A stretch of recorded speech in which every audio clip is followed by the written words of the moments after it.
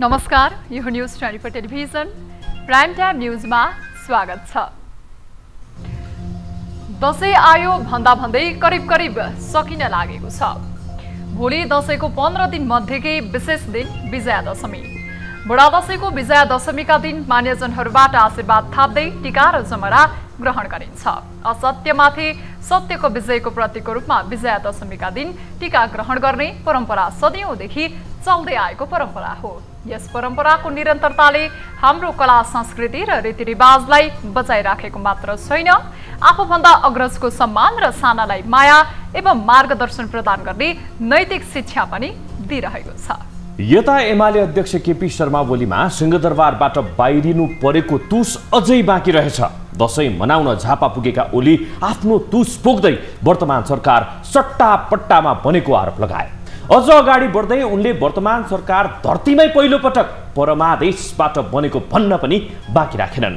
सट्टापट्टामा सरकार बनेको जोड दिँदै उनले अरू के भएको थियो बिस्तारै देखिएला भन्दै कटाक्षसम्म गर्न भ्याए। त्यस्तै यो दशैंले यस्ता काम नगर्न सद्बुद्धि देओस् भन्न समेत उनले भ्याए।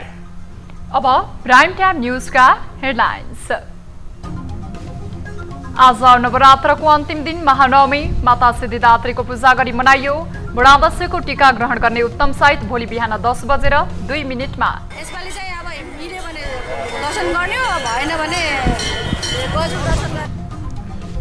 दशैंको पर्याय बनेको लिङ्गे पिङहरू गाउँ शहरबाट हराउँदै आधुनिकतासँगै युवा पुस्ताको अरुचिका कारण मौलिक संस्कृति र पहिचान मासिने खतरा।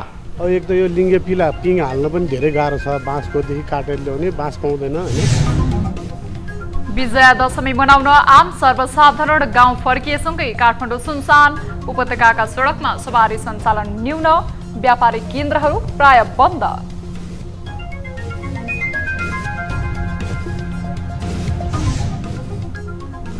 देउवा नेतृत्वको सरकार सट्टापट्टाको सिस्टमबाट बनेको एमाले अध्यक्ष केपी ओलीको आरोप। वर्तमान सरकार धरतीमै पहिलो पल्ट परमादेशबाट बनेको भन्दै टिप्पणी।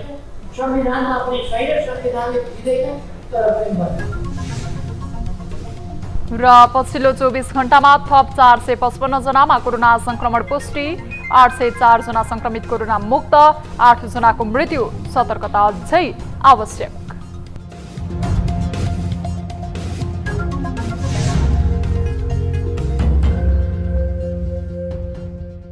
हामी निरन्तर न्यूजमा छौं। बडा दशैंको 9औं दिन आज महानवमी पर्व। आश्विन शुक्ल नवमीका दिनमा मनाइने महानवमी पर्व दुर्गा भवानीको पूजा आराधना गरी मनाइएको छ। यस दिन नवदुर्गा मध्ये विशेष गरी सिद्धिदात्रीको आह्वान गरिन्छ। यो दिन मातालाई सोना, हलुवा, पुरीको भोग लगाउनाले असीम कृपा प्राप्त हुने जनविश्वास छ। यो दिन घरमा कन्या पूजा गर्नुको पनि ठूलो महत्व रहेको छ। यसले घरमा सुख, समृद्धि र खुशीको बास हुन्छ। महानवमीमा गरिने दुर्गा पूजा लगायत कार्य गरी घटस्थापना दिन राखिएको जमरा विभिन्न शक्तिपीठमा लगी चढाइन्छ। दशैं घर र कोत लगायत राज्यका विभिन्न देवी मन्दिर र शक्तिपीठमा बोका, हाँस, कुखुरा र राँगाको बलिसहित दुर्गा भवानीको विशेष पूजा आराधना, दुर्गा सप्तशती, श्रीमद् देवी भागवत एवं देवी स्तोत्र पाठ गरिन्छ। मार्कण्डेय पुराणमा उल्लेख भए अनुसार महानवमी तिथिकै दिन चामुण्डा देवीले रक्तबीज राक्षसको वध गरेकोले महानवमी पर्वलाई विशेष महत्वका साथ लिइन्छ। यस वर्ष विजया दशमीको शुभ साइत भोलि बिहान 10 बजेर 2 मिनेटमा रहेको छ। पञ्चाग निर्णायक समितिले बिहान 10 बजेर 2 मिनेट उपयुक्त रहेको बताएको हो। यसअघि अन्तर्राष्ट्रिय पञ्चाग निर्णायक समितिले काठमाडौँ सहित 27 स्थानका लागि टीकाको उत्तम समय सार्वजनिक गरेको थियो। समितिले नेपालीहरूको बसोबास रहेको विभिन्न देशहरूको पनि दशैं टीकाको साइत सार्वजनिक गरेको छ। जस अनुसार अमेरिकाको न्युयोर्कमा 9 बजेर 55 मिनेटमा, टेक्सासमा स्थानीय समय अनुसार बिहान 8 बजेर 15 मिनेटमा टीका लगाउने साइत छ। क्यानाडाको टोरन्टोमा बिहान 8 बजेर 35 मिनेटमा तथा अस्ट्रेलियाको सिडनीमा 10 बजेर 25 मिनेटमा उपयुक्त साइत रहेको साइत तालिकामा उल्लेख गरिएको छ। वर्षको एक दिन महानवमीमा मात्रै खुल्ने काठमाडौँको हनुमान ढोका दरबार स्थित तलेजु भवानी मन्दिरमा श्रद्धालु भक्तजनहरूले पूजा आराधना गरेका छन्। तलेजु मन्दिरको दर्शन गर्नाले मनोकामना पूरा हुने धार्मिक विश्वास रहेको छ। एक रिपोर्ट। गत वर्ष कोरोना महामारीका कारण भक्तजनका लागि तलेजु मन्दिर खुला गरिएको थिएन। यो वर्ष कोरोना जोखिम कम हुँदै गएको र अधिकांशले कोरोना विरुद्धको खोप लगाइसकेकाले स्वास्थ्य मापदण्ड अपनाएर सर्वसाधारणका लागि मन्दिर खुला गरिएको हो। तलेजु मन्दिरमा बिहीबार दिनभर नै भक्तजनहरूका लागि पूजा आराधना र दर्शन गर्ने व्यवस्था मिलाइएको थियो। वर्षमा एक दिन मात्रै मन्दिर खुल्ने भएकोले पनि यो मन्दिरमा दर्शनार्थीहरूको घुइँचो लाग्दछ। परम्परादेखि त यहाँ एक वर्ष एकचोटि खोल्छ, त्यही जहिले पनि आउनुपर्छ, आजको दिनमा भन्छ त्यही हो। मन्दिर खोलेछ दर्शन गर्न पर्यो, यही त हो। अब पोहोर साल पनि गर्न पाएन, अब मान्छे यही विषयमा पनि आउने हो। मल्ल राजाको कुल देवताको रूपमा रहेको तलेजु मन्दिर मल्लकालीन शासन समाप्त भएसँगै वर्षमा एक दिन मात्रै आम सर्वसाधारणका लागि खुल्ला गर्न थालिएको हो। काठमाडौँमा मल्ल राजाहरूको पालमा चाहिँ होइन उहाँको चाहिँ अब भनौँ न होइन अब उहाँको फ्यामिलीहरूको चाहिँ देउता भनेर मानेको हो कि होइन। अनि त्यसपछि पछि आएर चाहिँ हुन्छ नि होइन, अब अहिले आएर चाहिँ बल्ल यो चाहिँ आजको दिनमा चाहिँ एक दिन चाहिँ सबैजना हिन्दू धर्मको सबैजनालाई चाहिँ खोलिदिने भनेर खोलेको हो कि। तलेजु भवानीलाई विजयादशमीका दिन बिहान मात्रै मूल मन्दिरमा फर्काइन्छ। मूल चोकमै महाअष्टमीको रात्रि कालरात्रि पूजा गरी 54 बोका र 54 रागाको बलि समेत दिने प्रचलन रहेको छ। 54 रागा 54 बोकाको भयो। त्यसै गरी कालरात्रिमा 9 जना महिषासुर सुम्ब सम्झेर गर्ने भयो। त्यसै गरी आज यो महानवमीको दिनमा 54 रागा 54 बोकाको भयो। त्यस गरेपछि अनि भोलि यहाँ विशेष पूजाका साथ यो तलेजु जुन अहिले हामीले यो गोर्खाबाट ल्याएको फुलपाती चाहिँ हामीले दसैँ घरमा राखेका छौँ। त्यो फुलपातीमा भोलि विशेष पूजा आजा गरिसकेपछि जो फुलपाती विसर्जन गर्नको लागि हामी फेरि जहाँबाट ल्याएको त्यही जङ्गलमै गएर विसर्जन गरेपछि चाहिँ यो वर्षको दसैँ होइन कि यो बडा दसैँ मात्रै सिद्ने हो। तर बडा दसैँ चाहिँ यो कोजागढ पूर्णिमासम्म चाहिँ हुने गरिन्छ। आश्विन शुक्ल प्रतिपदका दिन घटस्थापना गरी जमरा राखिएको पूजा कोठा वा दशैं घरमा महानवमीका दिन नवदुर्गा मध्येकी 9 देवी सिद्धिदात्रीको विधिपूर्वक पूजा आराधना गरिन्छ। दुर्गाको प्रतीकका रूपमा कन्यालाई पूजा गरी दक्षिणा समेत दिइन्छ। यस अवसरमा महाकाली, महालक्ष्मी र महासरस्वतीको पनि विधिपूर्वक पूजा आराधना गरिन्छ। न्युज 24 टेलिभिजनका लागि क्यामेरामा प्रभात थापाका साथमा टिभी जर्नलिस्ट सरोज बस्यालको रिपोर्ट। दशैंमा एकछिन भए पनि धरतीमा टेक्नु हुँदैन भन्ने परम्परागत कथन छ। यस कथनमा कतिको वैज्ञानिक कारण छ त्यो त अलग्गै विषय हुन सक्छ। यही कथनलाई चरितार्थ गर्दै दशैंका बेला गाउँ सहर जताततै हालिने लिङ्गेपिङ पछिल्ला केही वर्ष यता भने हराउँदै जान थालेका छन्। एक रिपोर्ट।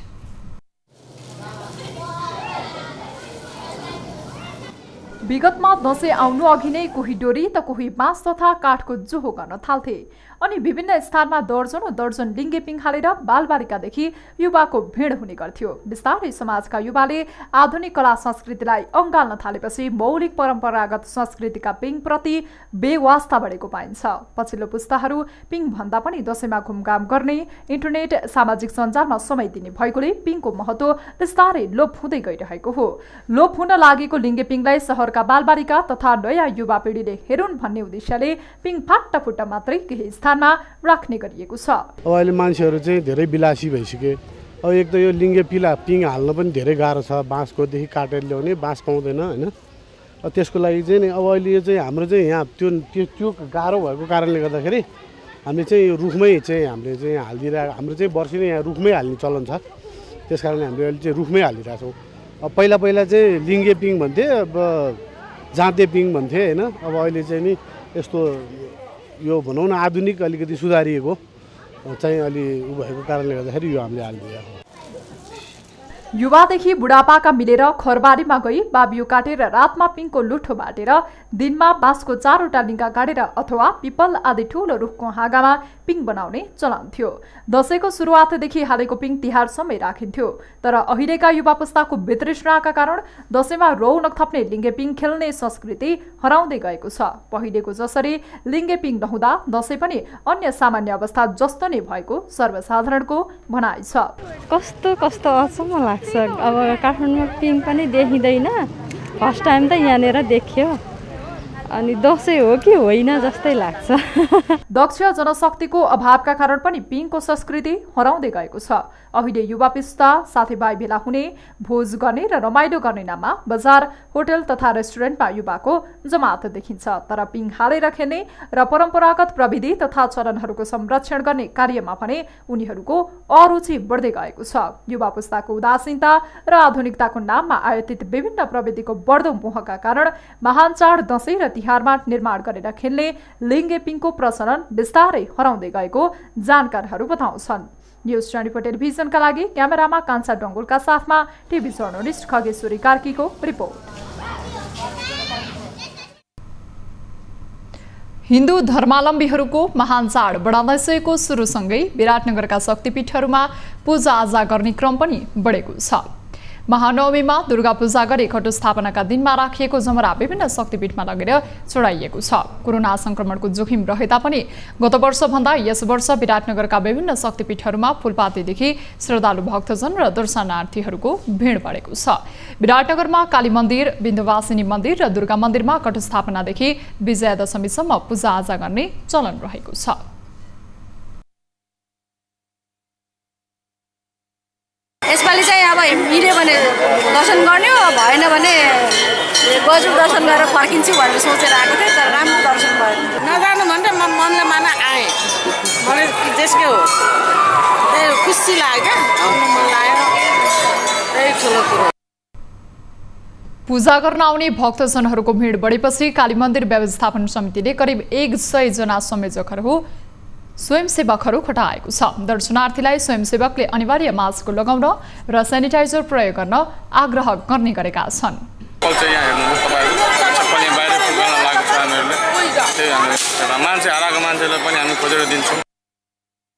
नवरात्रिको उपलक्ष्यमा विराटनगर स्थित शक्तिपीठहरूमा चण्डी र भगवती स्तोत्र पाठ पनि सुरु भएको छ।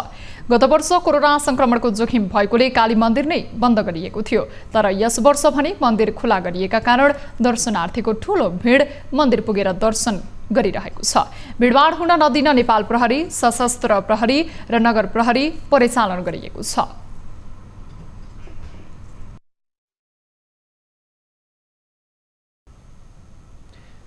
हामी निरन्तर न्यूजमा छौं। नेपालीहरूको महान चाड बडा दशैं आरम्भ भएसँगै झापामा चहल पहल बढेको छ। दशैंमा टाढा रहेका आफन्तबीच भेटघाट गर्न र ठूला बडाको हातबाट टीका ग्रहण गर्न जिल्ला बाहिर पुगेकाहरू फर्किएपछि झापामा चहल पहल बढेको हो। कोरोनाको हटस्पट बनेको झापामा कोरोना संक्रमण घटेसँगै दशैंका कारण बजारमा चहल पहल बढेको छ। जिल्लाका ग्रामीण भेगदेखि बिर्तामोड, दमक, धुलाबारी लगायतका शहरहरूमा खाद्यान्न, लत्ता कपडा र गरगहना पसलमा किनमेल गर्नेको घुइँचो लागेको छ।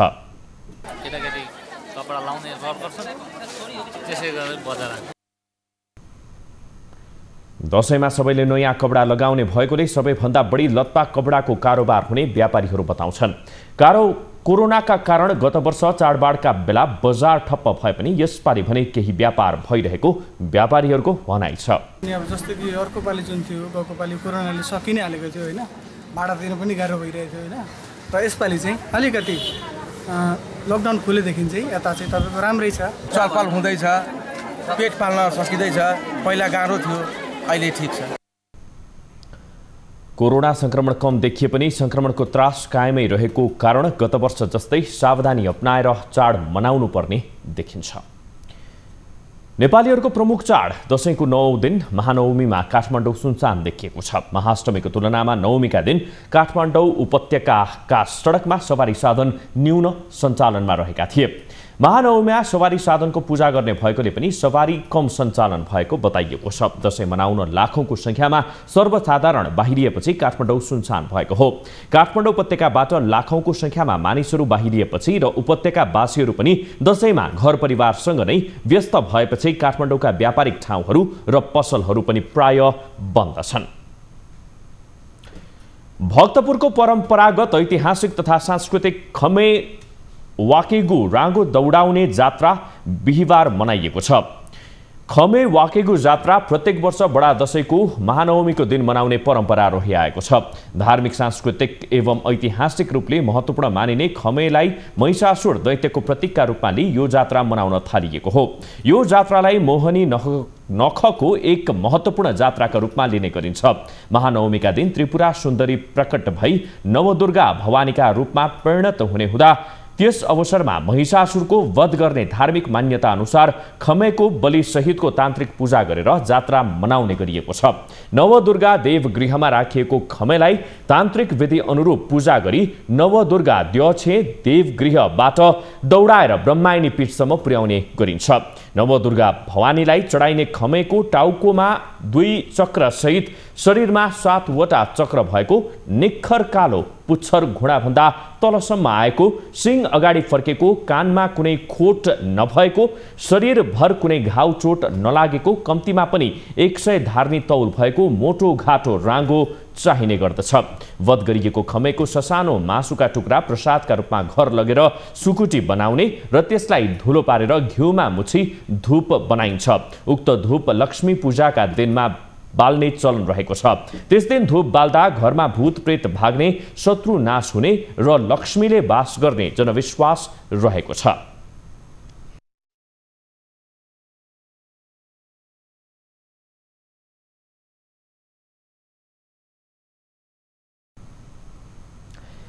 नेकपा एमालेका अध्यक्ष केपी शर्मा ओलीले शेरबहादुर देउवा नेतृत्वको वर्तमान सरकार सट्टा पट्टाको सिस्टमबाट बनेको आरोप लगाउनु भएको छ। गृह जिल्ला झापाको बिर्ता मोडमा आज आफैले आयोजना गरेको बडा दशैंको शुभकामना आदान प्रदान कार्यक्रममा अध्यक्ष ओलीले सट्टा पट्टा मिलाउने क्रममा जेठानको मामलाले चर्चा पाएको र अरू सेटिङ पनि विस्तारै देखिने दावी गर्नुभयो।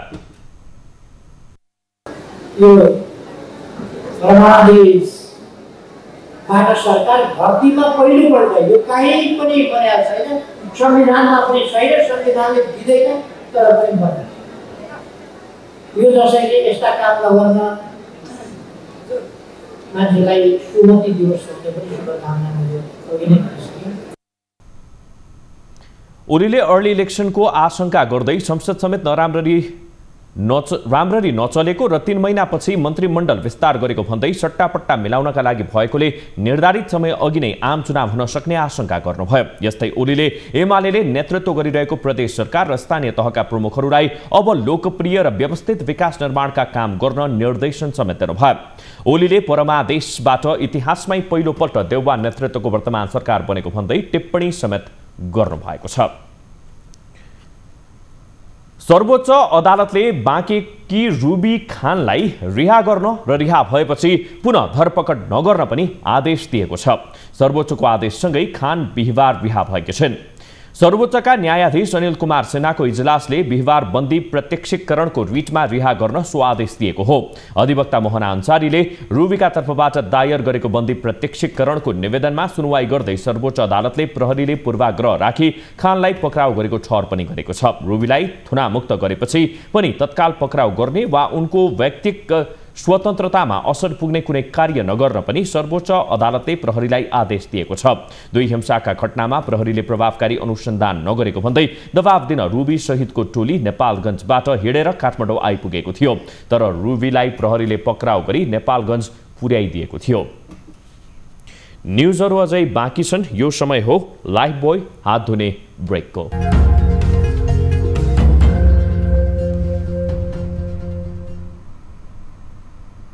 हामी निरन्तर न्युजमा छौं। कर्णाली प्रदेश प्रहरी कार्यालय सुर्खेतले मुगुमा मंगलबार भएको बस दुर्घटनाको छानबिन गर्न समिति गठन गरेको छ। बस दुर्घटनाबारे सत्यता 10 दिनभित्र प्रतिवेदन पेश गर्न प्रदेश ट्राफिक प्रहरी कार्यालयका प्रहरी नायब उपरीक्षक वीरेन्द्र वीर विश्वकर्माको संयोजकत्वमा 3 सदस्यीय समिति गठन गरिएको हो। समितिमा प्रदेश प्रहरी कार्यालयका प्रहरी निरीक्षक जीवन लामिछाने र प्रदेश ट्राफिक प्रहरी कार्यालयका हवलदार हरि लामिछाने सदस्य छन्।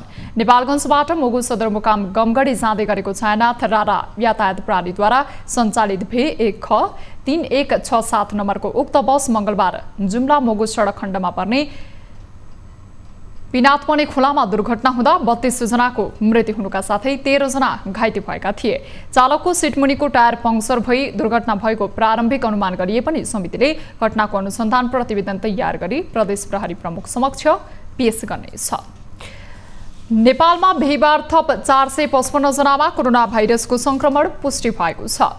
देशभर गरिएको 3418 पीसीआर परीक्षणका क्रममा 398 जना र 2796 एन्टिजेन परीक्षणका क्रममा 57 जनामा कोरोना संक्रमण पुष्टि भएको स्वास्थ्य मन्त्रालयले जनाएको छ। यो सँगै नेपालमा कोरोना संक्रमितको कुल संख्या 8,97,589 पुगेको छ। त्यस्तै कोरोनाका कारण थप 8 जनाको मृत्यु भएको छ। हालसम्म नेपालमा कोरोनाका कारण 11,269 जनाले ज्यान गुमाएका छन्। त्यस्तै थप 804 संक्रमित कोरोना मुक्त हुँदा हालसम्म नेपालमा 7,79,154 संक्रमित निको भएका छन्। हाल नेपालमा 13,853 सक्रिय संक्रमित आइसोलेसन र 230 जना क्वारेन्टिनमा रहेको स्वास्थ्य मन्त्रालयले जनाएको छ। चितवनमा पहिचान भएका पर्यटकीय गन्तव्य स्थलमध्ये जलबिरे लामो झरना उत्कृष्ट गन्तव्यभित्र पर्दछ।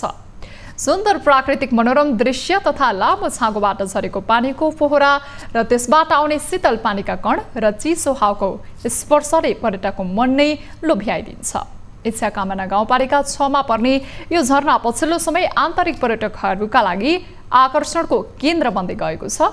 एक रिपोर्ट। चितवनको प्रसिद्ध पर्यटकीय स्थल जलबिरे लामो झरनामा पर्यटकीय चाप बढ्न थालेको छ। जलबिरे लामो झरनामा नुहाउन तथा घुम्न दैनिक रूपमा 1000 देखि 5000 सम्म पर्यटक पुग्न थालेका छन्। दशैं तिहारमा आन्तरिक पर्यटकको संख्या बढ्न थालेपछि इच्छाकामना गाउँपालिका व्यवस्थापनमा जुटेको छ। इच्छाकामना गाउँपालिकाभित्र रहेको पर्यटकीय स्थलहरूमध्ये यो लामो झरना एउटा प्रमुख रूपमा चाहिँ हामीले अगाडि बढाइरहेको छ। यसमा गाउँपालिकाले लगानी गरेर गाउँपालिकाले यसको प्रवर्तनको लागि जानको लागि यहाँ चाहिँ तपाईँले देखिरहनु भएको छ। यहाँ चाहिँ कालोपत्रे चाहिँ ढलान पिच गरेको छ। नारायणगढ मुगलिन सडक खण्डको जलबिरेबाट 840 मिटर माथि पुगेपछि लामो झरना सहजै पुग्न सकिन्छ।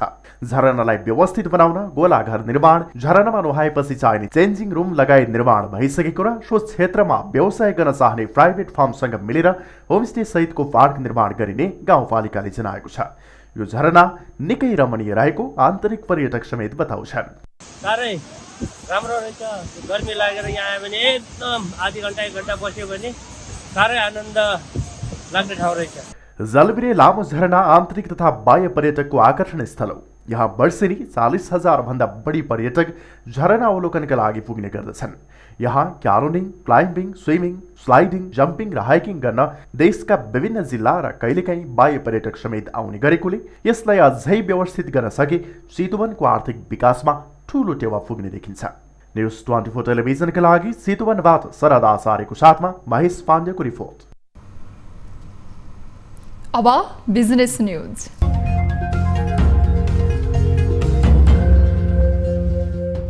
सरकारले पछिल्ला 2 आर्थिक वर्षमा बजेटमा कार्यक्रम राख्नु अघि त्यसलाई राष्ट्रिय योजना आयोग मातहत रहेको राष्ट्रिय परियोजना बैंकमा समावेश गर्नुपर्ने नियम लागू गरेको छ। यसअनुसार देशभरबाट 6,727 आयोजना परियोजना बैंकमा समावेश भइसकेका छन्। यीमध्ये 5,403 कार्यक्रम तथा आयोजना कार्यान्वयनमा रहेको वा अगाडि बढिसकेका छन्। परियोजना बैंकले कार्यान्वयनमा रहेका आयोजनाको अवस्था, लागत, कार्यान्वयन गर्ने निकाय सहितका सूचना एकै स्थानबाट उपलब्ध गराउँछ। प्रगति विवरण समेत राखिने भएकोले सरकारवालाले आयोजना कुन अवस्थामा छ भनेर सजिलै थाहा पाउन सकिन्छ। सरकारले पूर्व तयारीको काम नसकेका आयोजना बजेटमा नपरुन् भनेर फिल्टर प्रणालीका रूपमा परियोजना बैंक कार्यान्वयनमा ल्याएको हो। आर्थिक वर्ष 2077-78 को बजेट बनाउँदा परियोजना बैंकबाटै आयोजनाहरू राखिएका थिए। आयोगका अनुसार स्थानीय तहका आयोजना समेत परियोजना बैंकबाट कार्यान्वयनमा ल्याइएको छ। पूर्व तयारी सकिएका आयोजना परियोजना बैंकमा राखेर त्यहाँबाट वार्षिक नीति तथा कार्यक्रम र बजेटमा राख्दा कार्यान्वयन प्रभावकारी हुने लक्ष्य सहित आयोजना बैंक सुरु भएको हो। कतिपय आयोजना अगाडि बढे पनि सरकारले हरेक वर्ष बजेट दिन सक्दैन। यही कारणले पनि अगाडि बढेका कतिपय आयोजना अलपत्र छन्। भविष्यमा आयोजना यसरी अलपत्र नपरुन् भनेर परियोजना बैंकको अवधारणा ल्याइएको हो। यस्तो परिकल्पना 15औं आवधिक योजनाबाट गरिएको थियो।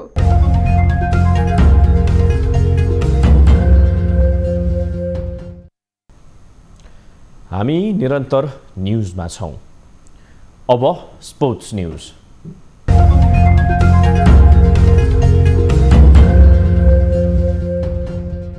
फिफा विश्वकप छनौट अन्तर्गत कोन्काफ छनौटमा मेक्सिकोले सहज जित निकालेको छ।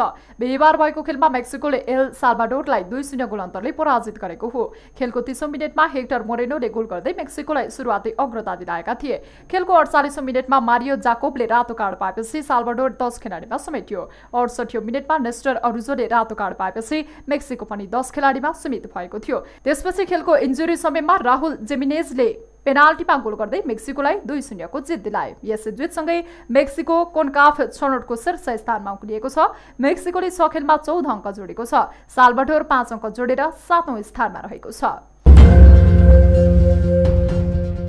साफ च्याम्पियनशिपको फाइनलमा नेपालको सामना भारतसँग हुने भएको छ। भारतले मालदिभ्सलाई हराउँदै प्रतियोगिताको फाइनलमा स्थान पक्का गरेको हो।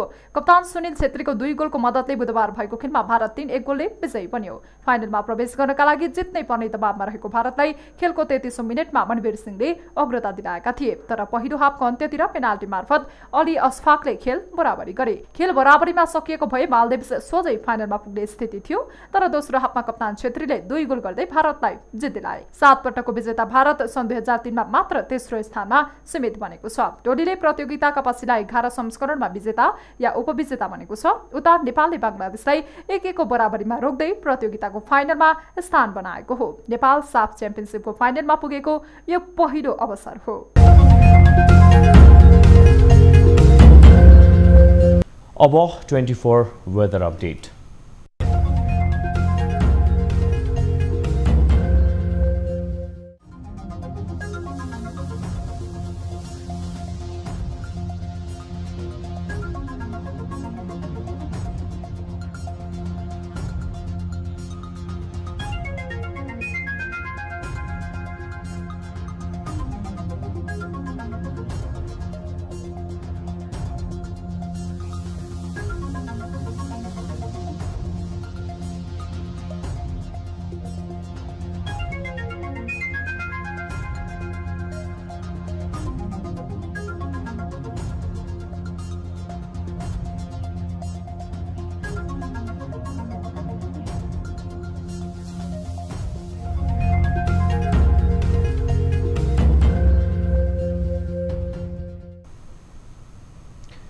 अब प्राइम टाइम न्यूज सकिनु अघि अहिलेसम्मका हेडलाइन्स पुनः एकपटक।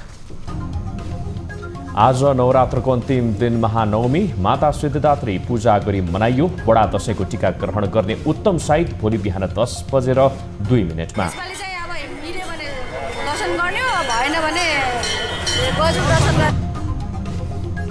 दशैंको पर्याय बनेका लिङ्गेपिङहरू गाउँ सहरबाट हराउँदै आधुनिकतासँगै युवा पुस्ताको अरुचिका कारण मौलिक संस्कृति र पहिचान मासिने खतरा। पिङ हाल्न पनि धेरै गाह्रो छ। बाँसकोदेखि काटेर ल्याउने, बाँस पाउँदैन हैन। विजया दशमी मनाउन आम सर्वसाधारण गाउँ फर्किएसँगै काठमाडौँ सुनसान, उपत्यकाका सडकमा सवारी सञ्चालन न्यून, व्यापारिक केन्द्रहरू प्राय बन्द।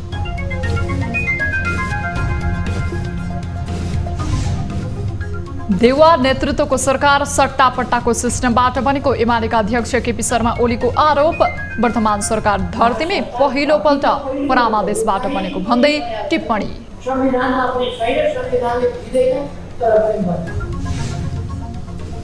र पछिल्लो 24 घण्टामा थप 455 जनामा कोरोना संक्रमण पुष्टि, 804 संक्रमित कोरोना मुक्त, 8 जनाको मृत्यु। सतर्कता अझै आवश्यक।